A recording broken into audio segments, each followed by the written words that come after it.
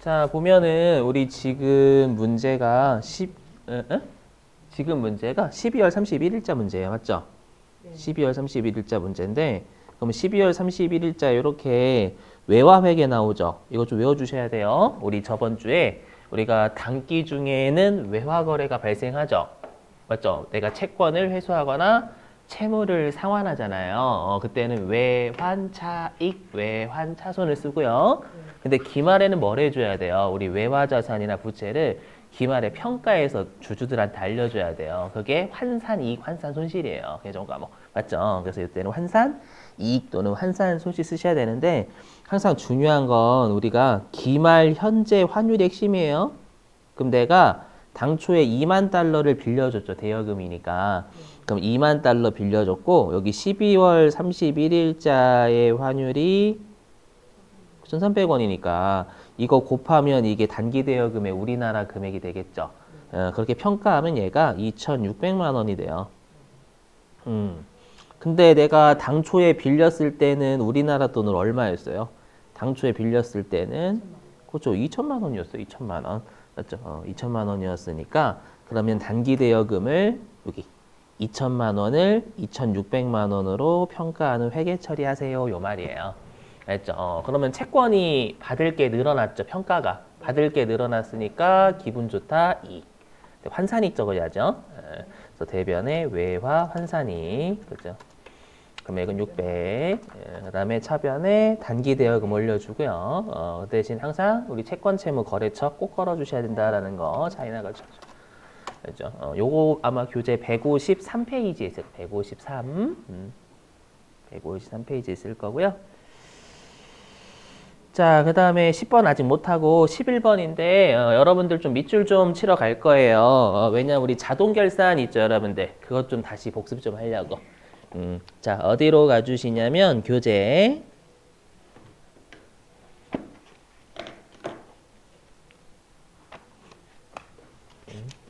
자, 교재 어디 갔냐? 어디로 가주시냐면 586페이지 586페이지로 가주세요.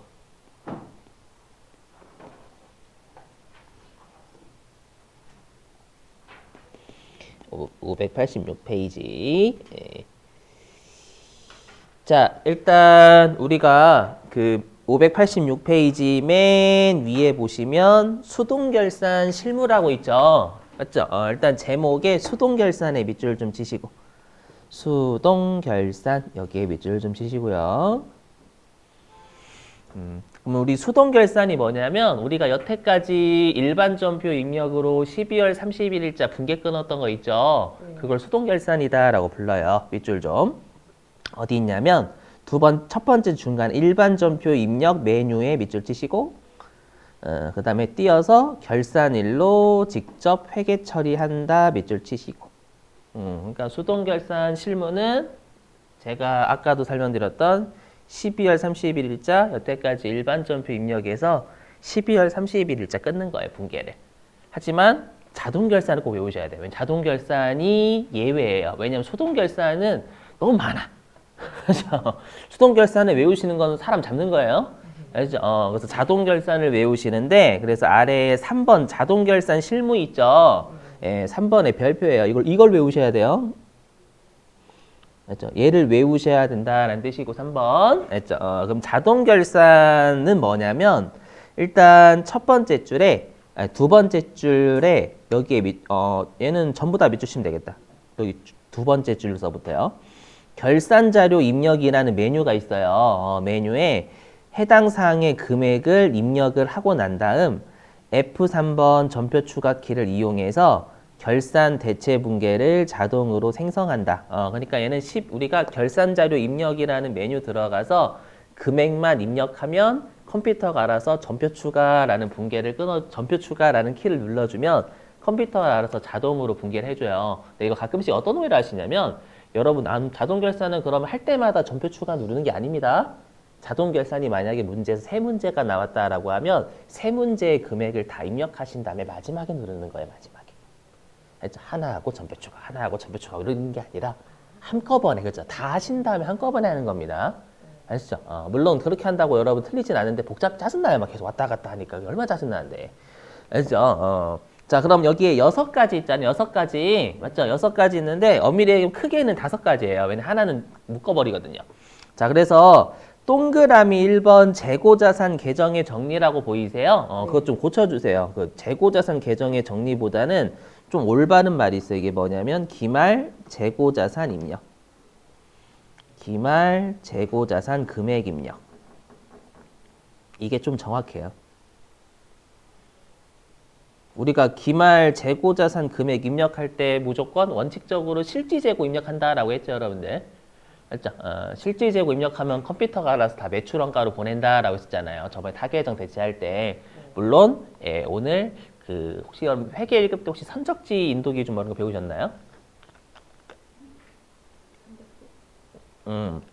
괜찮아요. 오늘 다시 할 거예요. 처음처럼. 처음 괜찮아. 여기 원래 처음처럼 다시 해요. 워낙 어려우니까 다시 할 거고요. 알죠? 그게 좀 있으면 좀 뭔가 달라지긴 해요. 그 다음에 동그라미 2번 밑줄 대손충당금 설정 요거 자동 결산이에요. 알죠? 자, 그 다음에 동그라미 3번하고 동그라미 4번은 묶어주시고 동그라미 3번하고 동그라미 4번은 묶어주시고요. 얘는 뭐냐면 삼각이에요. 삼각. 예, 우리 유형자산이든 무형자산이든 감가상각 하잖아요. 예, 삼각 얘기하면 삼각. 그거고. 그 다음에 동그라미, 부채 계정의 동그라미 1번 밑줄. 퇴직급여 충당부채 설정. 퇴직급여 우리 충당부채도 설정하는 거 대손충당금 설정이랑 논리 똑같거든요. 그래서 이 둘은 자동결산입니다. 물론 자동결산이 되는 애들은 수동결산 됩니다. 무조건. 하지만 자동결산이 훨씬 빨라요. 자, 그 다음에 수익비용 계정에 동그라미 1번 법인세 등 설정 있죠. 밑줄 좀 법인세 등 설정. 이게 뭐냐면 우리가 이제 12월 31일에 법인세를 회사가 얼마 내야 될지 계산을 해야 왜냐하면 12월 31일 날 주주들한테 우리 회사의 법인세가 대략 이 정도로 추정이 됩니다 라고 알려줘야 되거든요. 왜냐하면 다음 연도 3월 말일까지 낼 법인세가 달라질 수도 있단 말이에요. 근데 손익계산세 보고 해줘야 되니까. 했죠. 근데 기존에 이제 법인 같은 경우에는 원천 징수도 당하고 중간 연합도 미리 하고 그럼 우리 그거 선납세금으로 기록돼 있잖아요. 그래서 얘는 뭐냐면 선납세금 대체시키는 거 얘기하는 거예요. 기말에 법인세 등 설정이다라는 건 선납세금을 12월 30일 입장에서 대체를 한다. 대체한다라는 건 내가 내야 될 세금이 만약에 300만 원인데 선납세금이 100만 원 있다면 선납세금 빼고 나머지를 미지급 세금이라는 부채로 잡는 거예요. 알죠? 좀 이따가 제가 그 페이지 알려드릴 거예요. 그래서 지금부터 하는 건 자동결산이라고 생각하시면 돼요, 여러분들. 알죠? 자, 다시 요인물로 갑니다. 다시 요인물로 오시고. 자동결산 안 해오시면 큰일 나요. 큰일 나는 건 아니지만. 자, 어디냐면은 동그라미 11번입니다. 동그라미 11번. 페이지 미리 적어드릴까요? 아니면 여러분들이 일단 하시고 페이지 불러드릴까요? 선택. 페이지 불러드려요? 아니면 여러분들 일단 해보시고 제가 페이지 불러드릴까요? 에? 그냥 화이팅. 그렇죠. 그냥 화이팅. 그렇죠. 괜히 물어봤어. 그렇죠. 자동결산 하는 거예요. 물론 이거 설명할까요? 일단 열어보시죠. 이거는 좀 설명 좀 해야 되겠다. 일단 미리 빨리 할 테니까 좀 외워주세요. 이거 왜 이래? 응? 얼씨구? 너 왜 이러냐?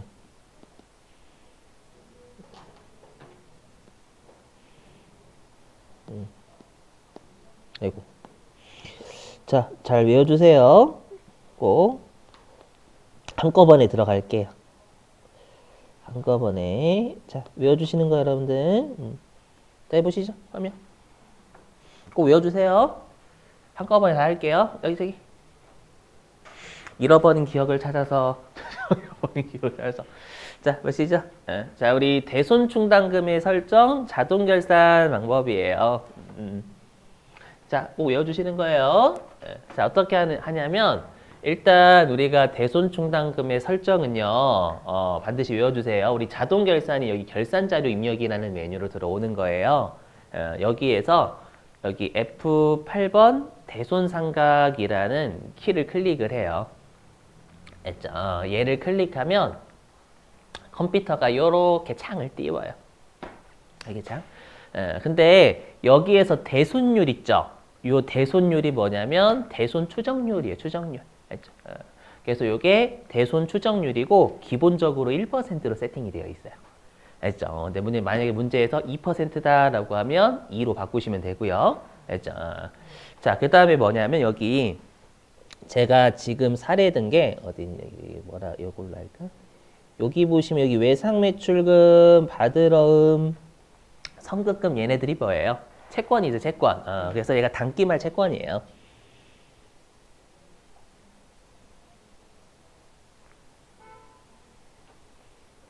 얘네들이 단기말 채권이거든요. 그 페이지 찾으세요. 30이라고 되죠. 30번. 30번에 있는 30번. 아니, PPT로 하시는 분들. PPT로 하시는 분들은. 30번입니다. 30번. 지워졌네? 요게 기말 채권 잔액이에요. 단기말 채권 잔액. 그럼 화면 보시면 그러면 여러분 받으러움 가지고 좀 설명드릴게요. 받으러움이 좀 금액이 깨끗하니까 보시면 자, 받으러움이 12월 31일자에 여기 12억 8천 12억은 아니고 1억 2,800만 원 정도가 있던 거예요. 받으러움이 연도 말에 했죠. 여기 받으러움 확인해 보시고 얘 가지고 사례 설명할게요.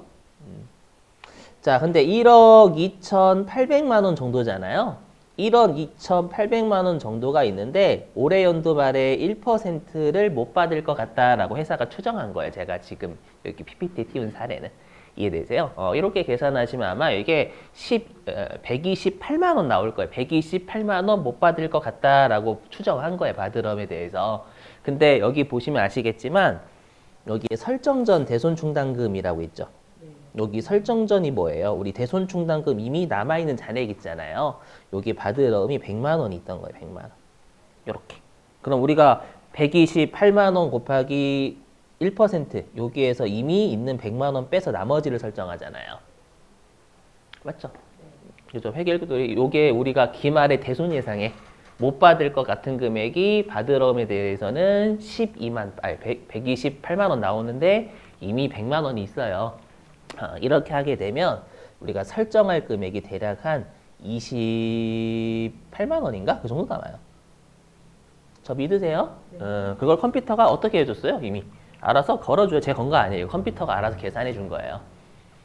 아시죠? 그럼 제가 하고 싶은 말은 뭐냐? 딱 두 개만 알고 계시면 돼요. 일단 첫 번째, 문제에서 언급된 대손율 수정하시는 거예요. 했죠? 어저께 좀 어린이날 쉬어가지고 좀 잘 안 되네, 발음이.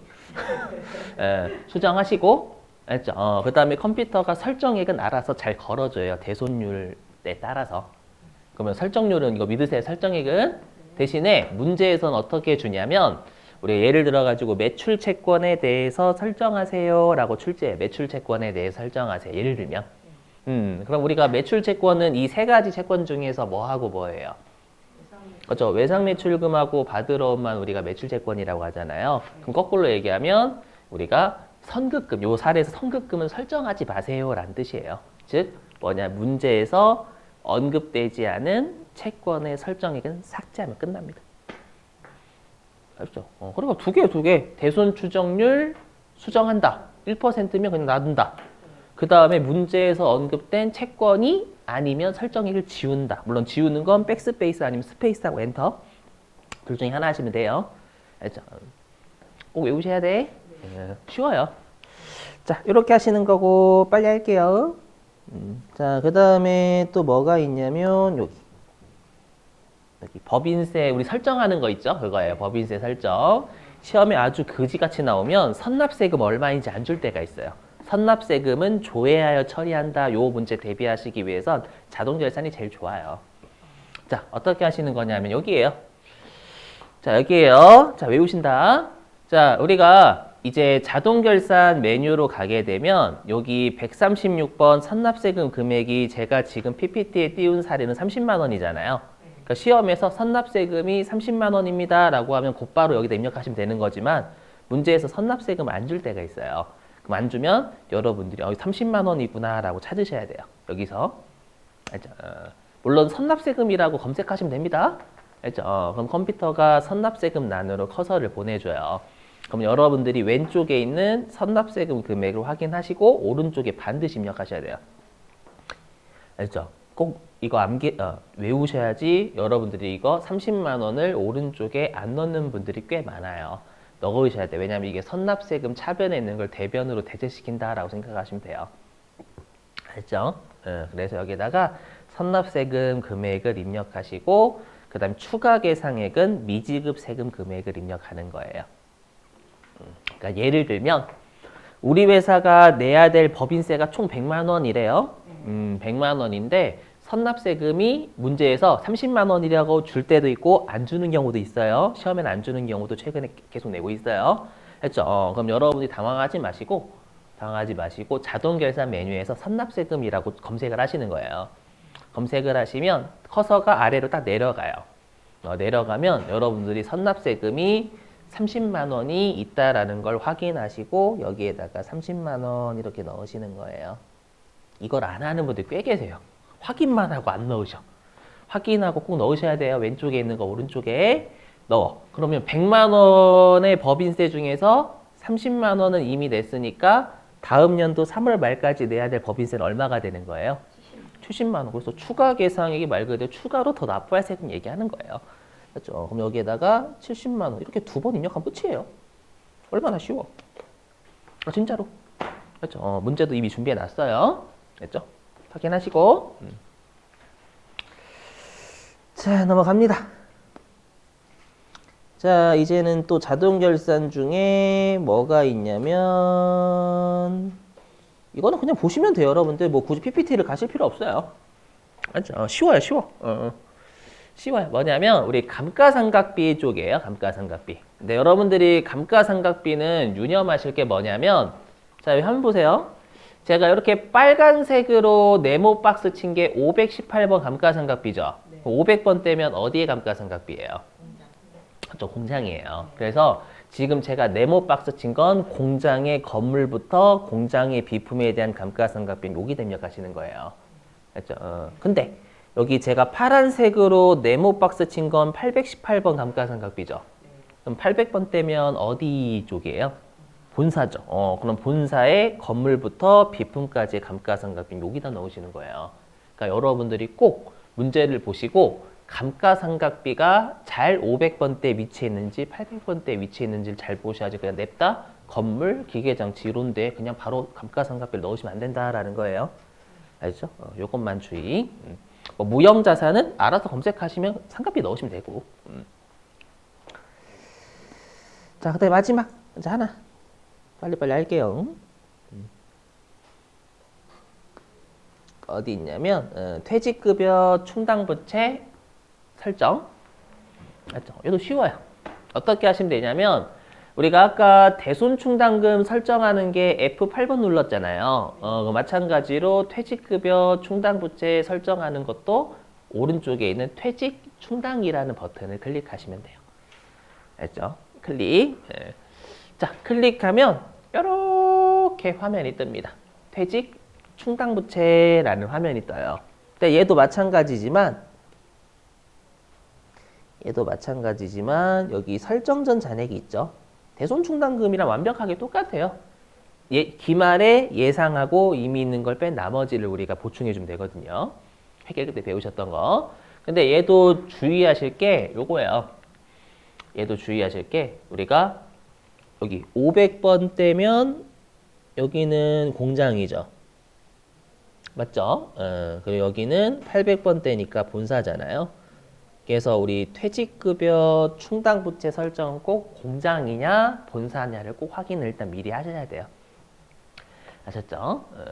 확인하시고 그 다음에 이제 여기에 퇴직급여 추계액은 문제에서 꼭 줘요. 했죠?